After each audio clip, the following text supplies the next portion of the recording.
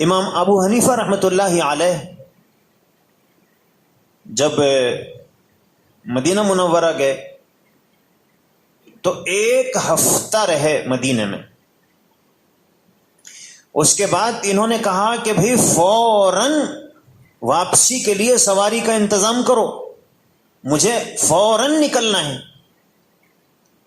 تو لوگوں نے کہا کہ امام، لوگ تو یہاں رہنا چاہتے ہیں اور آپ 1 منٹ بھی رہنا نہیں چاہتے ہیں، ابھی فوراً جانا چاہتے ہیں. تو امام ابو حنیفہ رحمۃ اللہ علیہ نے فرمایا کہ میں جب سے یہاں آیا میں نے اپنی غذا کو مختصر کر دیا تاکہ مجھے ضرورت کا تقاضا ہی محسوس نہ ہو کہ مدینے میں غلاظت کروں، میرا دل اس کے لیے تیار نہیں.